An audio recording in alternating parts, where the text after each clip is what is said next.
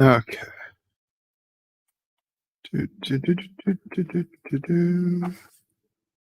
Do, do, do, do, do, do, do, do. Do, do, do, do, do, do, do, do. Do, do. Okay. Mm, okay. Let's get up my notes. Episode notes. Do, do, do. This time I will keep the StreamYard window in front in case the microphone gives out again, like it did last time. I'm signed into Microsoft Office, you stupid Microsoft Office. God damn you. Okay.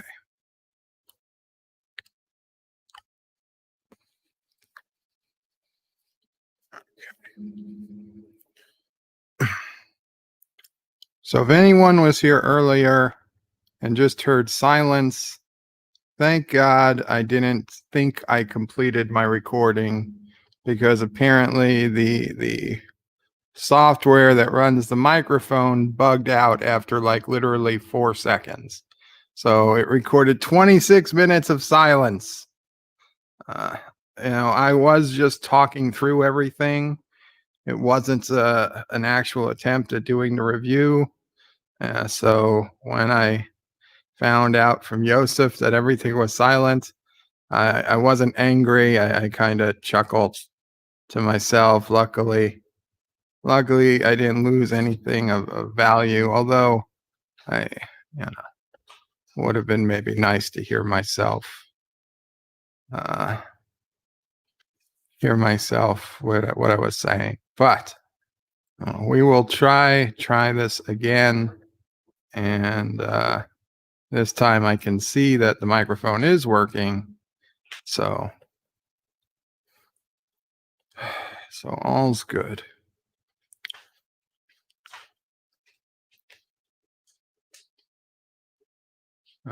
Let's see how we're gonna do this. How are we gonna do this?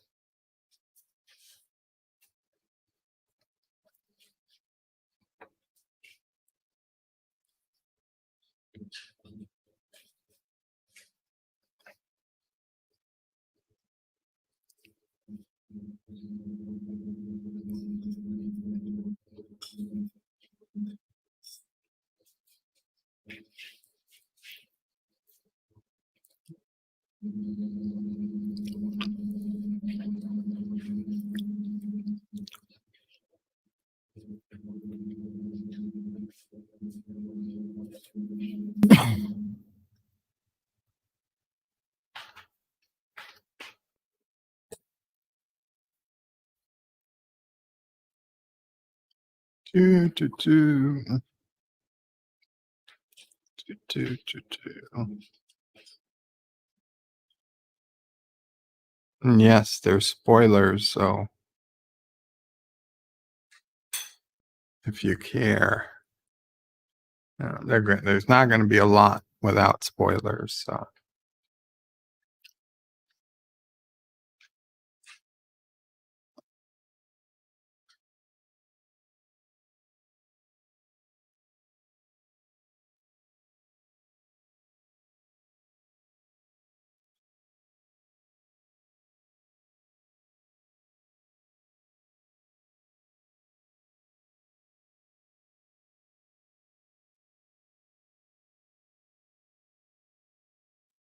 You okay?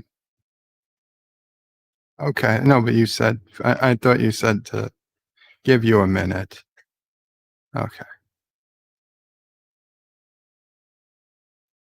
Where are we at? 5 minutes. Okay. 5 minutes in. Hello, world. It's Berto Prey 5 Cupflaw. Welcome to my review of Star Trek Lower Decks, Episode 8, Veritas. If you weren't sure, Veritas is the Roman goddess of truth.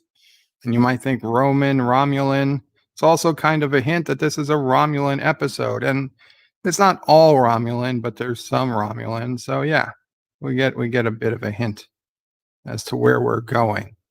And let me start off by saying this is easily my favorite episode of Lower Decks so far. I think it has a lot to do with the anatomy of the episode. We get a quick minute-long teaser before the opening credits, and then we go directly into the rest of the story. It's just a single main plot throughout the entire episode. No bloody A, B, C, or D. Yes, as usual with Lower Decks, there's a tremendous number of references to prior Trek, but as not as usual with Lower Decks, all the jokes, they landed well, at least for me. And before we go any further, it is customary spoiler alert time. All ye who listen past this point, consider ye-self warned. So this is a mystery episode, and it begins with our Lower Decks characters, the main four Lower Decks characters, and they're being thrown into an alien prison that we learn later isn't a prison. And they're being prosecuted by an alien who we learn later is not a prosecutor. And they're being judged by an alien who we learn later is not a judge. And the court, we learn later, is not a court at all, but one of the NISA event silos on the planet K-Tavan Prime. However, we got to play along for now that they're on trial.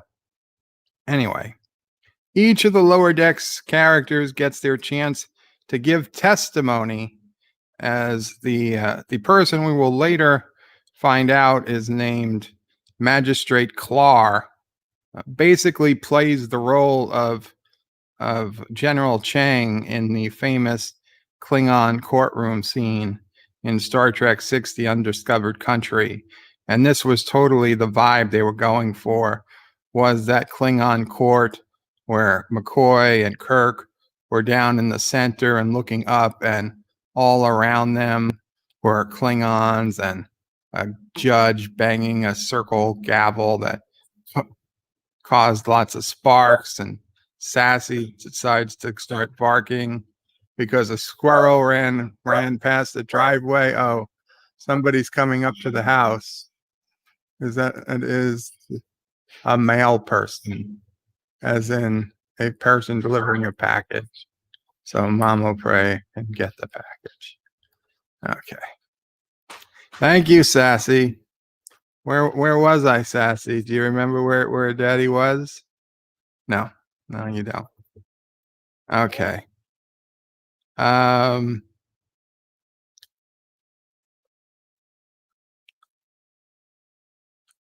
Didn't I say goddess? Did I say God?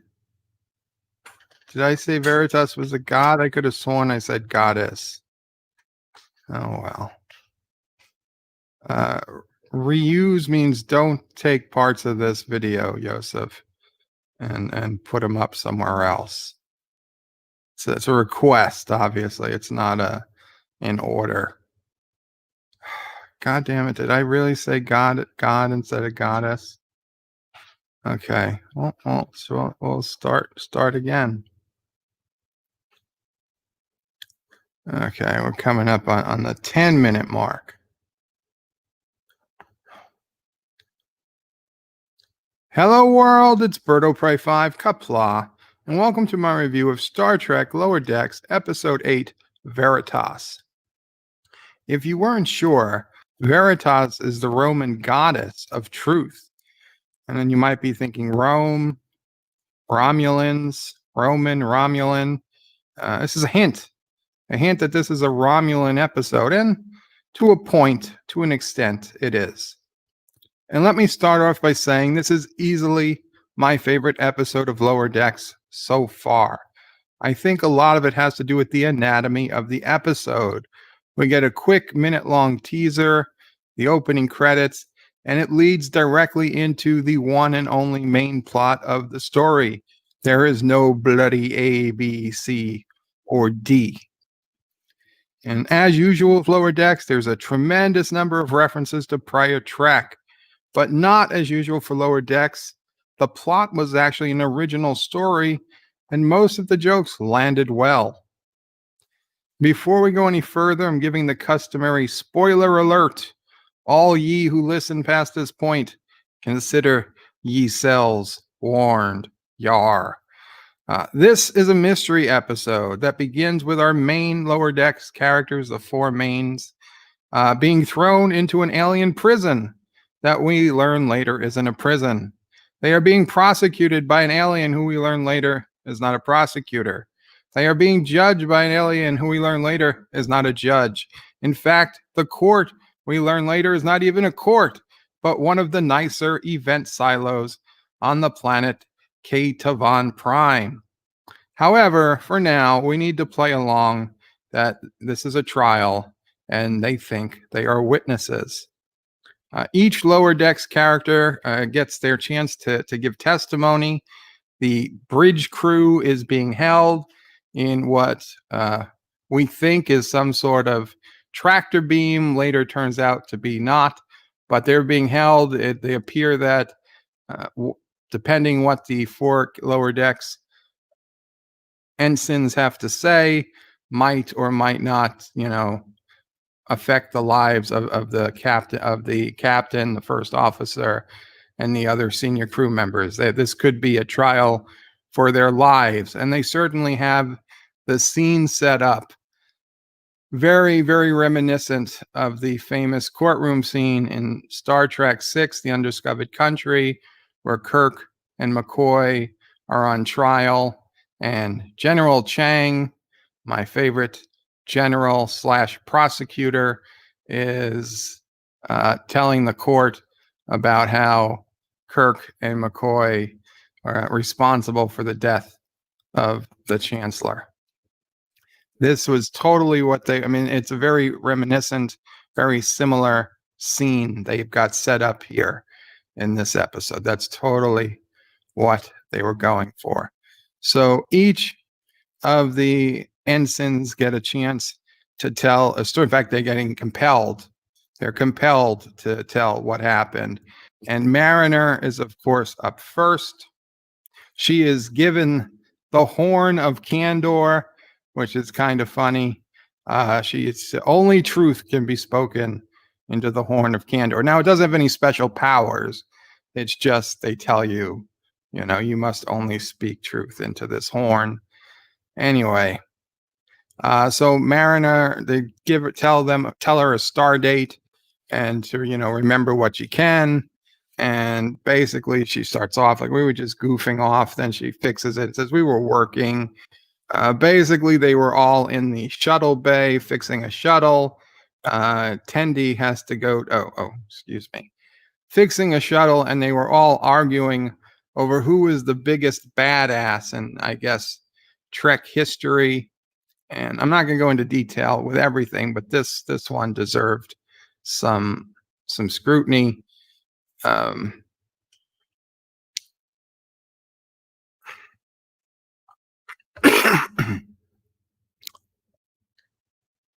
Boimler chooses. Yeah, it would be great if I had the name somewhere. I knew I put it down. I know I put it down. Rhoda. Really?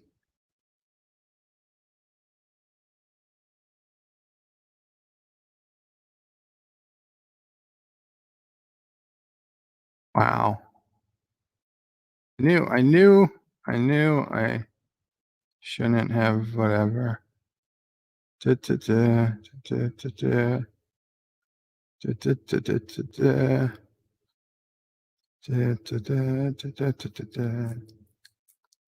on. Come on. Not you, Tim Pool. You're not who I was looking for. Son of a bitch. I hate this. Okay.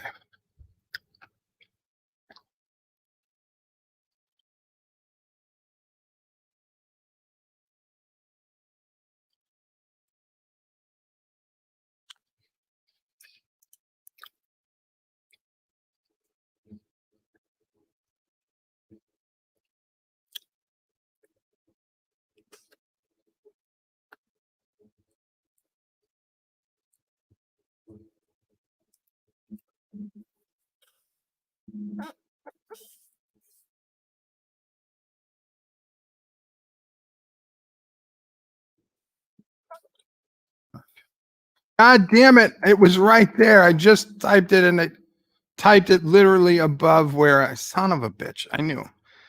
Uh,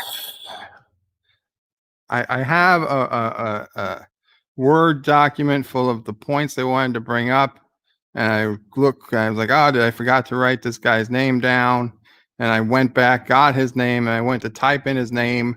And sure enough, I was typing in his name exactly right above where I already typed in his name the first time. Damn you, Roger Danar. Anyway.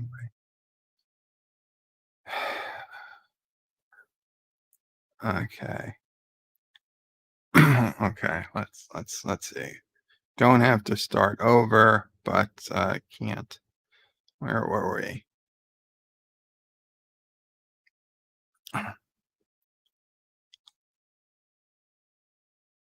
So Ensign Mariner is the first one to give testimony. They call her up. She's compelled, actually, to give testimony. They want to know what she was doing on a specific star date. She starts off saying, telling the truth, that she was basically goofing off, but then she corrects herself and says they were working. And apparently they started out working in the shuttle bay, and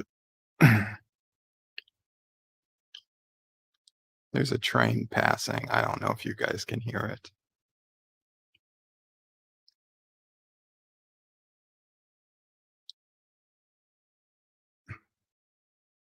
So Ensign Mariner, my voice is weird.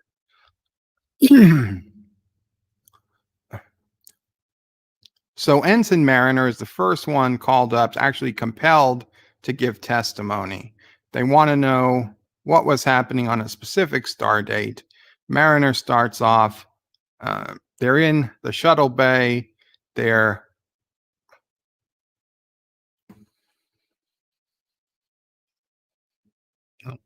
Let's try this again.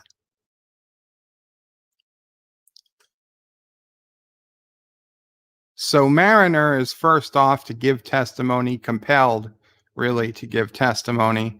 They want to know what was happening on a specific star date. So Mariner starts talking. The four main ensigns were all in the shuttle bay working on a damaged shuttle. In the meantime, they were talking about who was the biggest badass, I guess, in all of Federation and Trek history. And Ensign Boimler, of course, chooses someone I had to look up, Roga Danar. Now, it sounded a bit familiar, but I had no idea who Roga Danar was. Actually, I was like, wait, is he saying somebody from Stargate? But no, if you look up Roga Danar, you get this guy. Yes, this guy from the original. You get this guy. This guy from the Next Generation. He was in a one-off episode where he was a army veteran of a planet that decided to put all their army veterans, military veterans, into prisons because they couldn't reintegrate back into society. So it was a very, lesson teaching episode about how we treat returning veterans. And yes, it was an issue, and it's still an issue today. But yeah, it was a one-off episode. This particular guy was very smart. He did, in fact, outthink Picard. He even outthought Data many a times. Data finally was the one to catch him after several attempts. And he was kind of a badass, but nobody remembers him kind of way badass. Mariner was saying that Khan was really more the ultimate badass, and let's face it, she's right. And Tandy wanted to talk about Khan too, more because of how attracted she was to him. But she had to get up and pee, which is probably the first and only time in Star Trek I've ever heard a character say they had to pee. Oh, wait, never mind. We did see it in First Contact. Geordi had to take a leak. So the second time in Star Trek history, somebody said they had to pee. And as soon as Tendi walks outside the door, she comes back in and she's like, guys, we're at red alert. And Rutherford, in an uncharacteristic failing, said, no, that's not possible. He modified the speakers to be extra loud in the shuttle bay. So if in case there was ever a red alert, they would know. And then they realized Rutherford screwed up the speakers somehow. So they go out, and of course, the whole ship's at red alert, and Mariner and Boimler have to get to the bridge because apparently their assignment is to go to the bridge during red alert. Like there was nobody sitting in their seats once they got there. This doesn't make a whole lot of sense. I'm gonna be honest, and I'm going off on a tangent. I don't want to go into the details of every single part of the episode because it doesn't matter.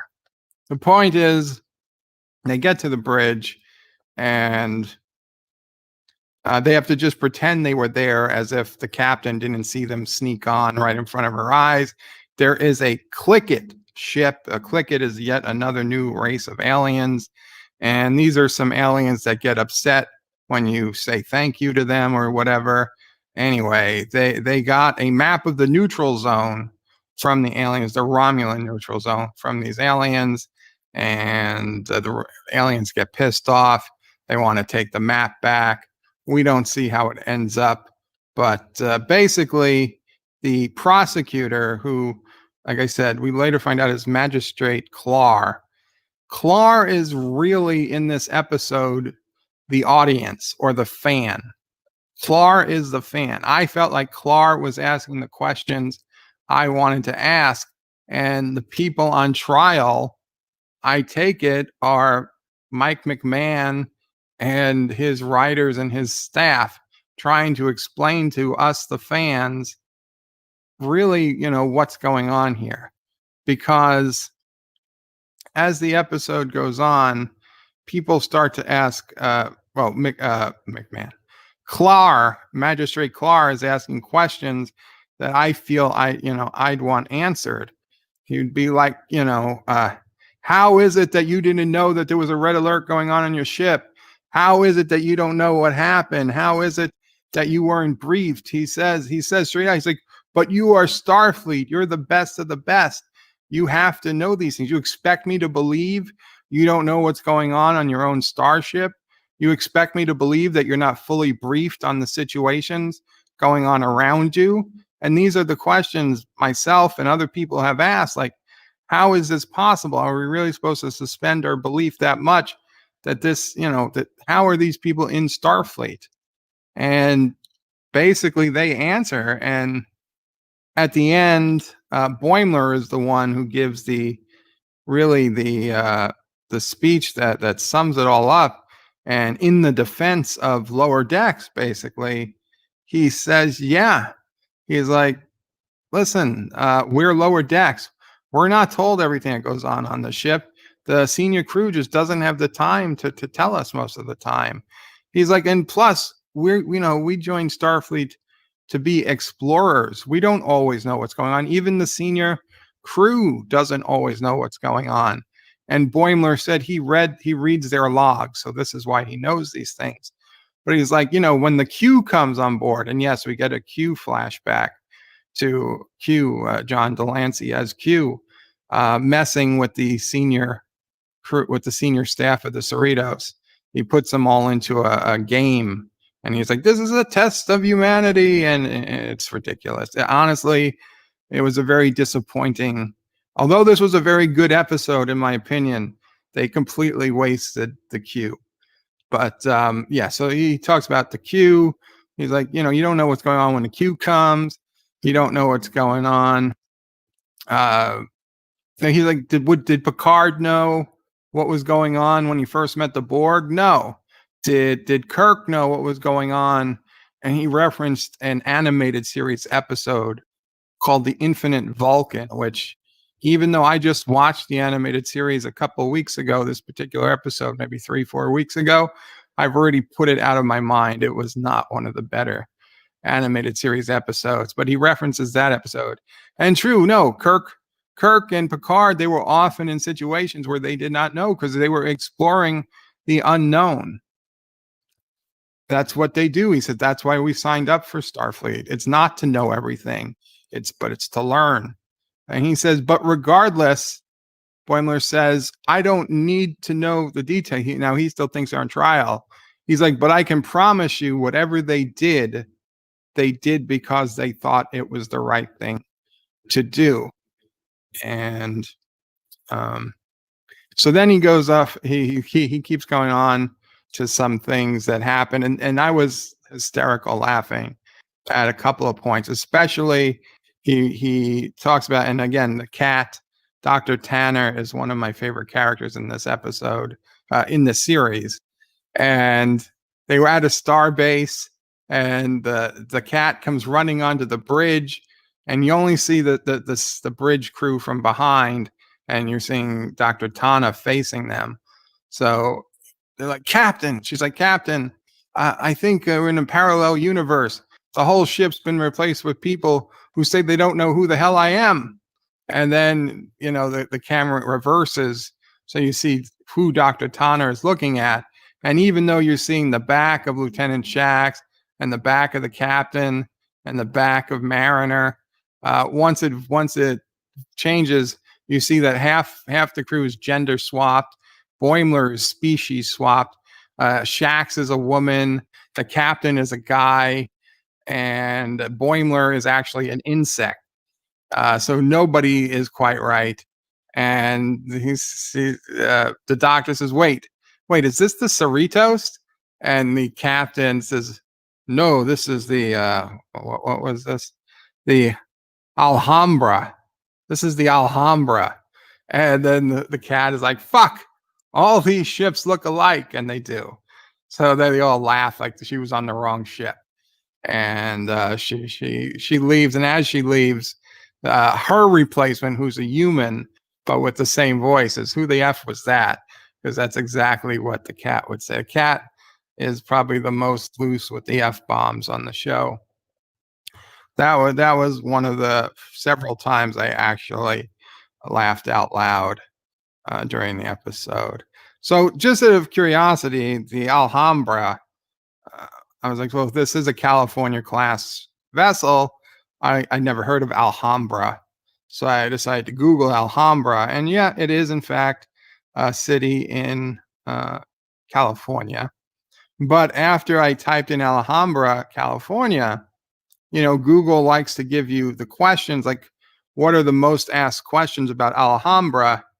And they put it right under the, your main question. Excuse me.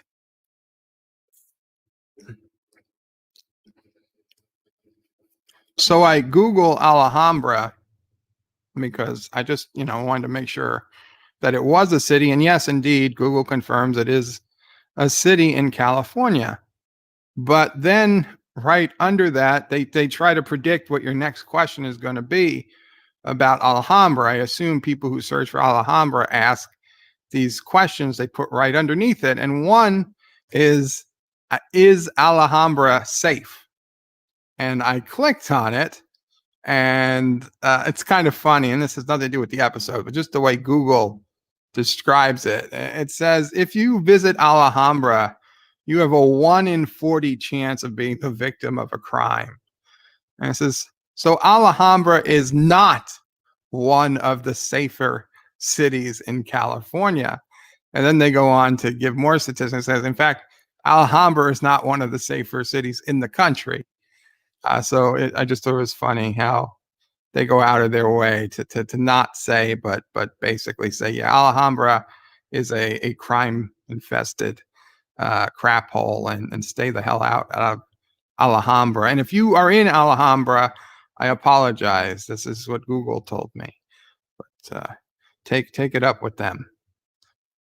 Some other great parts of this episode, like I said, it was Romulan centric. It's a mystery where each of the lower decks has a little part of the mystery, but nobody has the full story. And the overall plot basically involves, let's see, where should we start with this? Okay, Rutherford is drafted into a secret mission with Lieutenant Shax and the chief engineer, I think is Billux, whoever. The chief engineer and Lieutenant Shax come to Rutherford and they say, "Hey, does your implant include Romulan ship schematics and whatever?" He's like, "Well, to get that, I'd have to run an update." They're like, "Well, update it right now." And he's like, "Well, I kind of like to run the update when I'm asleep because it's like rebooting your computer." And they're like, "No, run it right now." So he starts running the update, and as it's about to reboot and knock him out of unconscious for a while, is when the chief engineer is explaining things to him. And one of the things Lieutenant Shack says, "Yes, it's very important. You don't want to get Denoblian parasite, skin-eating parasite." And he says, "It eats right through your peat," and it ends. And then he's like, "Yeah, it's a horrible way to die," says the engineer. So stuff like that was happening the whole time. Basically, Rutherford kept jumping between consciousness because when he was asleep, apparently his Vulcan implant takes over and he's kick ass, but he can't remember what he did. So we see little parts where basically they were all breaking into a Vulcan museum. It was like the Vulcan Air and Space Museum to steal a Romulan bird of prey. And we then they successfully do. In the meantime, in the Vulcan Museum, we do see quite a few old ships. We see a TOS shuttle, we see a TNG shuttle, we see the Vulcan First Contact ship that they landed in Montana. We see a Klingon D7 or perhaps a Romulan D7, a Ferengi shuttle, a Tholian ship. I think there was a Jem'Hadar fighter. I wasn't 100% sure. And there was even something from Star Trek: The Motion Picture that was used during the Enterprise refit. You saw it flying around space dock or whatever, right around the TOS, the refit, the refit Enterprise. This yellow ship with two little things sticking out from it. So I thought that was kind of okay. Let me redo that. They're basically at the Vulcan Air and Space Museum. There's a TOS shuttle, a TNG shuttle, the ship that Vulcans made first contact with on Earth. There's a D7, a Ferengi shuttle, a Tholian ship, something to me that looks like a Jem'Hadar fighter, but not quite. And there was also something from Star Trek: The Motion Picture, this kind of yellowish ship that was used. I think it's probably like an engineering ship that was working on the Enterprise refit while it was up in space dock in the motion picture. Rutherford at one point needs to distract a guard, and Shax says, "Do your fan dance," and then it zooms out, and Rutherford has the purple fans that Uhura had in Star Trek V. So he's like, "Just dance, dance." So Rutherford starts doing a fan dance to distract the guard. That was a little funny. Then we don't know how they got out of that. Next thing we know, he's up in space, and he's like, "Why? How can I be standing on space?" And it turns out they successfully stole the bird of prey. It was cloaked underneath him. So then he has to run and save the chief engineer's life. Then he passes out again, and they're ended up crashed on a Gorn planet in the middle of a Gorn wedding. And like the Gorn come running over to eat Rutherford, and like they've got him in his mouth. So he's like, and then he resets again. And so he thinks, oh, at this point, he's like, oh, this is going to be fine because it's going to take over for me. But then he wakes up again and he's still at the Gorn wedding and he's still like under attack. So he should be dead, but he's not. Okay. Basically, we don't know how he gets out of it. There's a lot of these stories branch out to a place where you don't ever think they're going to get out. You don't ever think they're going to get saved. And we never get the details of how things worked out. They just push the story ahead so that you never have to worry about how these details worked themselves out. So hearing Rutherford's tale of what happened was a lot funnier than Mariner's, and I think was probably the best. Then Tendi has to tell her version. Now, it turns out Tendi was there to clean a conference room where they were having a conference with like a whole bunch of, it was Commander Ransom and a whole other bunch of guys built like Commander Ransom that are all Starfleet Black Ops guys. And the whole time, Tendi is saying, well, this was a classified briefing, so she can't give all the details. So like even in the replay, there's the black bars over the eyes of everybody, so you can't quite tell who they are. And every time she says Romulan, they bleep out part of the word Romulan because she's not supposed to say that. But anyway, long story short, Tendi was there to clean the conference room. So when Ransom comes in, he says, "You must be the cleaner." And she's like, "Yes, I am." And he's like, "Oh, it's great, blah, blah, blah." Ransom thinks somehow she's the cleaner, like she cleans up after mess goes wrong on this secret ops, black ops mission. So, and not just the person that's cleaning cat hair off the seats of the conference room. So it turns out she never says anything. She finds herself on the mission, and they're on the Romulan bird of prey, and they're headed towards through the neutral zone. They're headed towards Romulus, and it actually says, that they're at Romulus, head of the Romulan Star Empire when they get there. But on their way, Tendi tries to tell people the truth, that she was just there to clean the conference room. She is not the cleaner they expect her to be. But every time she tries to speak, another Romulan D'deridex class ship shows up, and everybody has to stop talking because of their scanning. So the bird of prey is barely cloaked. But first we get one Romulan D'deridex like right next to it. Then it's okay, it's safe to talk. Then she tries to talk again. The guy's like, "No, we're being scanned again." There's a second Romulan D'deridex. Then they try again. There's a third, and there's a fourth. The entire bird of prey is surrounded by 4 Romulan D'deridex. How they got out of there and made it to Romulus, they don't tell us. But the next thing we know, they're on Romulus. They beam down into a place. The 4 badass dudes and Tendi, they take out one pair of guards who were just like stereotypical Romulans. They're like, "Do you know what I really hate?" And I'm like, "Yeah, remans. Yeah, we all hate remans." Anyway, so they take out those 2 guards. Then they open a door and they tell Tendi to stay behind, watch their 6. Tendi doesn't even know what the hell they're talking about. They run in, they get this package. It's a big package. They come out and they say, "Okay, cleaner, do your thing." And you see this like pack of 5 or 6 Romulans, armed Romulans, running after them. And she's like, "I don't know what my thing is. What's my thing?" And she assumes that her thing, being called the cleaner, is to take out these Romulans. So, and this was the least believable part of the episode, is she goes and she uses martial arts to take out 5 heavily armed Romulan guards, which is not believable. One Orion woman could take out 5 Romulans, but that's what happened.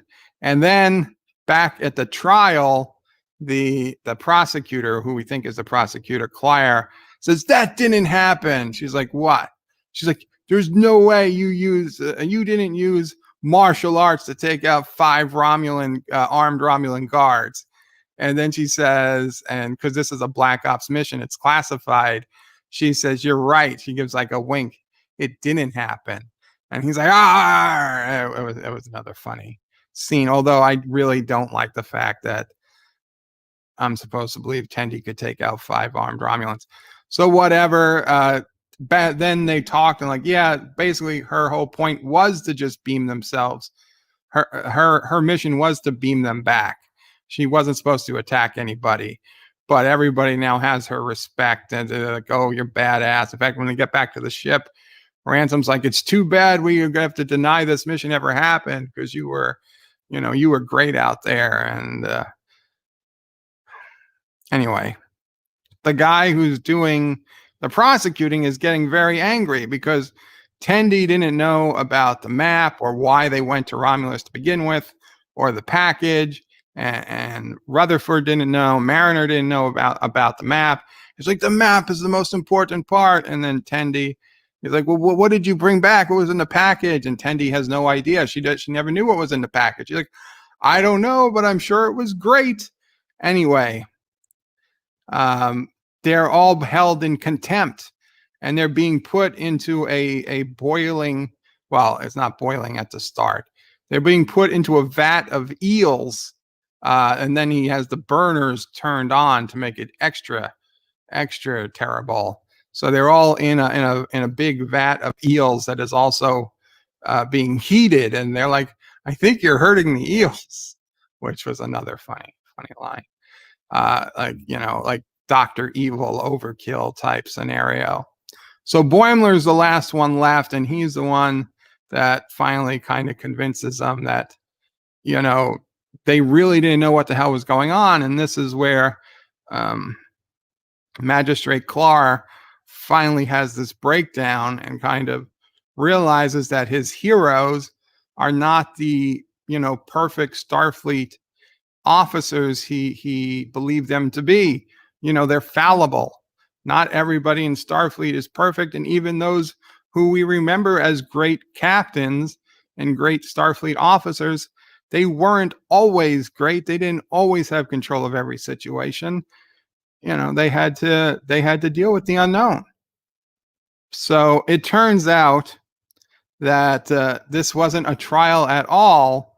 It was a party. And Magistrate Klar was the package. It turns out he was the one that they rescued off Romulus. He'd been held on Romulus for a year, and it was their rescue mission that saved him. And he's like, turn up the lights. He's like, how could you think this was a trial?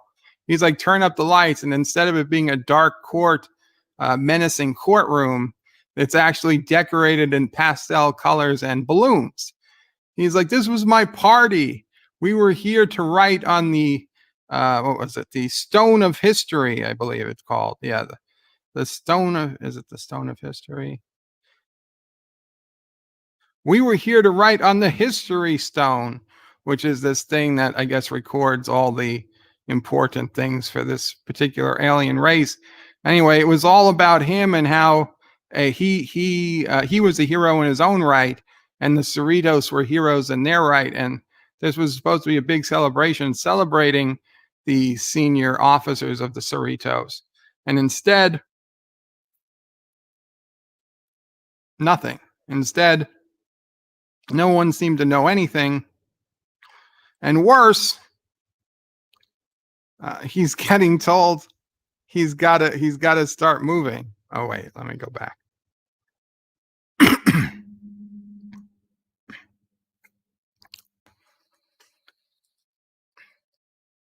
So it turns out this was all a chance. He was supposed to. No. So he was supposed to.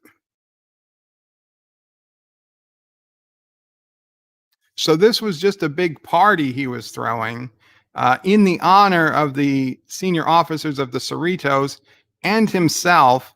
This was to mark the occasion where they were going to write what the testimony of the Lower Decks people into the History Stone, which appears to be some type of, big deal to this alien species. I assume all the important parts of their history are carved into this one tall stone, and this was supposed to be his entry into the stone.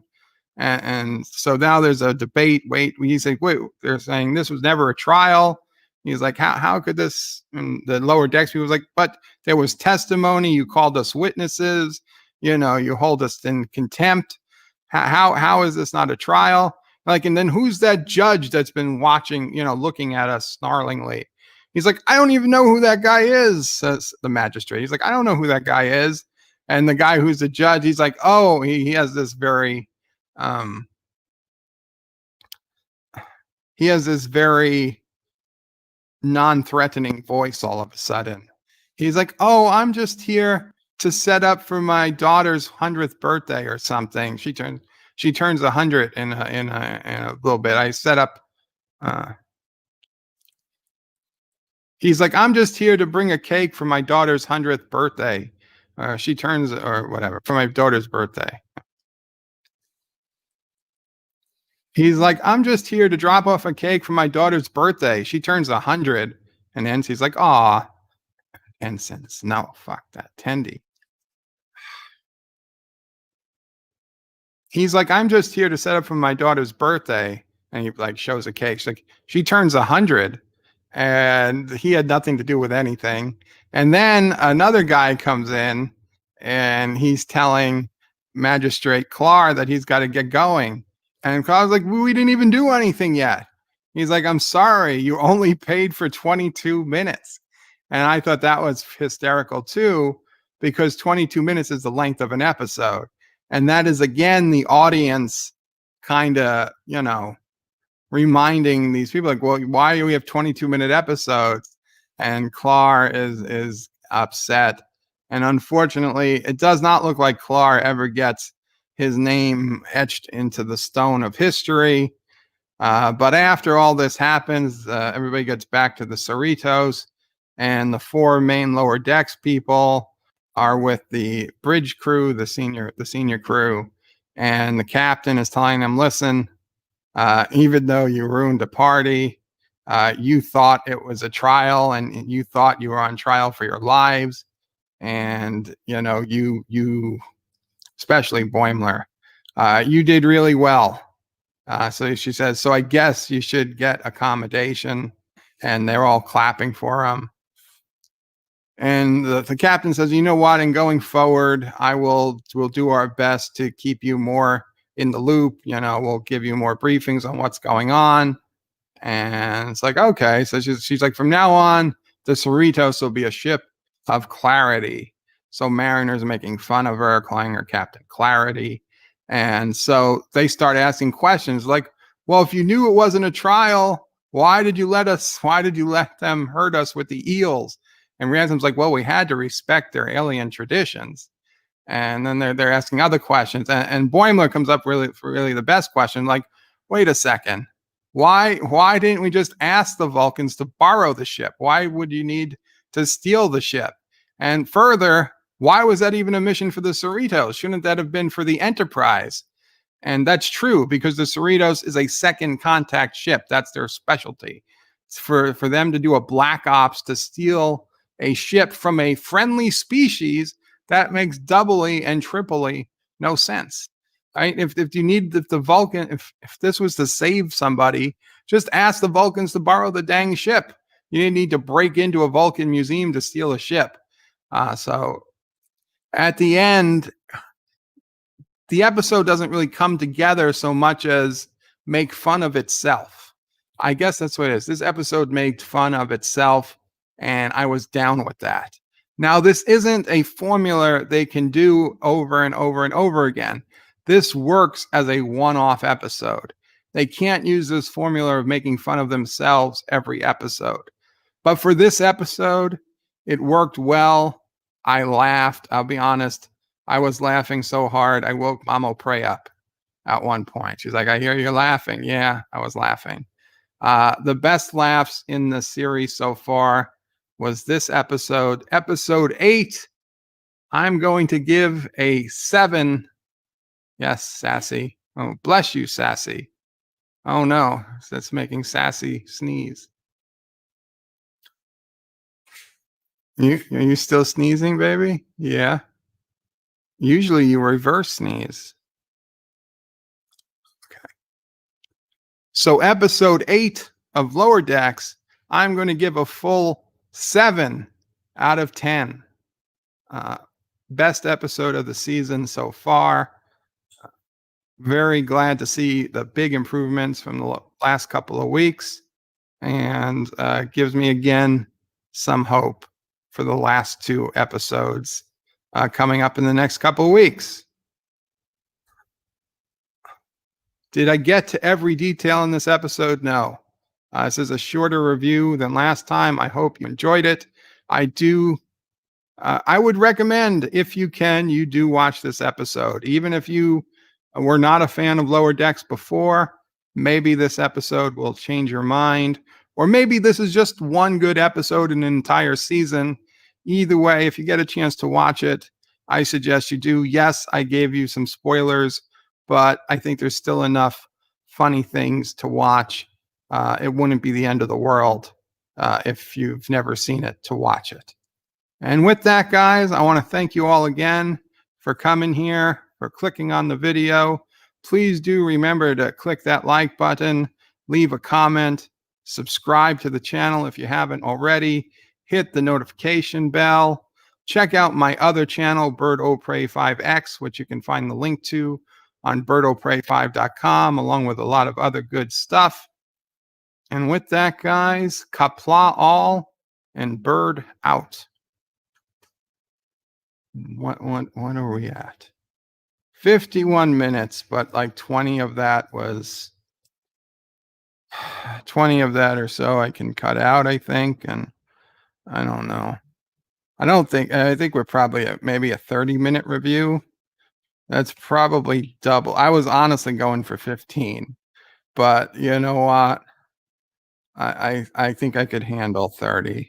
I'll see what I can edit it down to. There was a lot of parts I repeated. And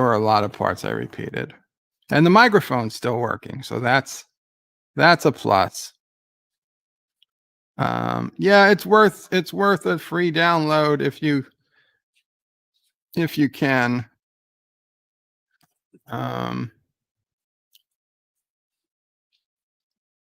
Let's see, did I forget things? I probably skipped things. It's fine. Captain Track says, Roxalt, there's no link. Okay, I don't know. Let's see what people said. Joseph Patrick says, yay, here we go. Mako hard on fire. I don't know what that means. Now with gusto, says Hector. Joseph says, what is reuse? I meant, I didn't want somebody rebroadcasting this because it's just, it's just a stream of audio. Yes, it's running on do not reuse. Maybe it should be RE-use. I don't know. Do not resuscitate the stream.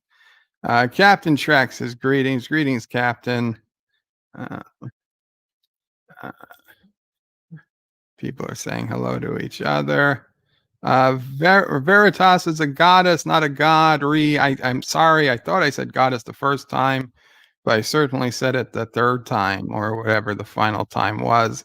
JD, hi guys, welcome JD.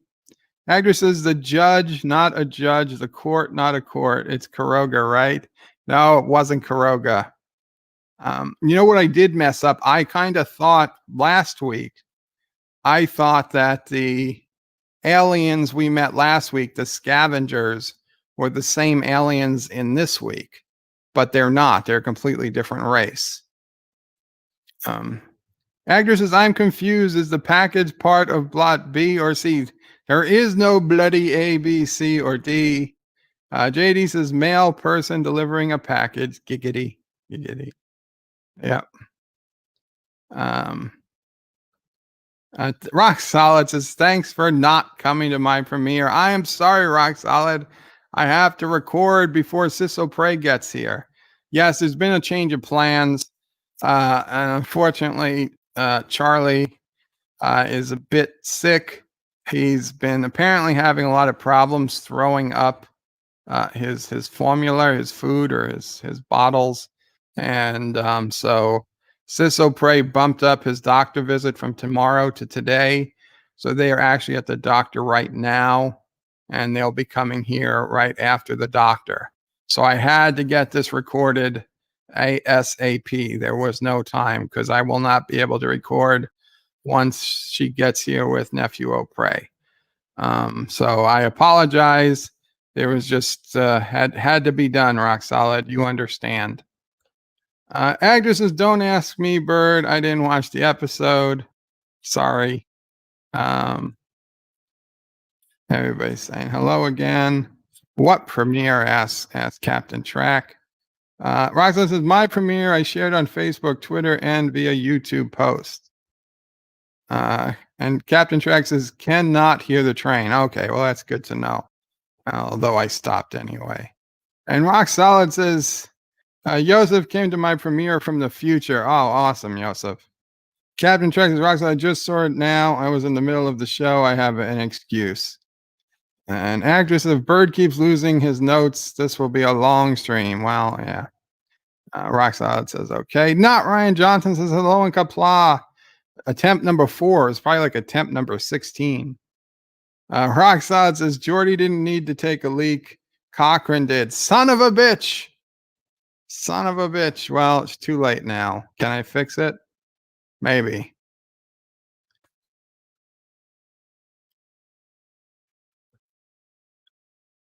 Wait. In Star Trek, First Contact, Cochran needed to take a leak. So he wasn't the main character, but it still counts. I did hear about somebody peeing in Star Trek before. So this was the second time in Star Trek history we heard about someone peeing. And the first time it was a main character.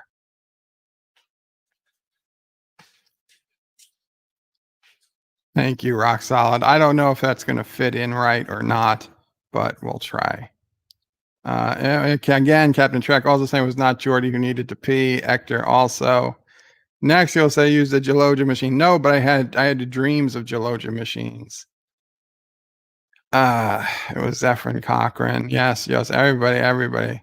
Rock says, I just made a new Bird Prey super chat reward. Now I just need to live stream.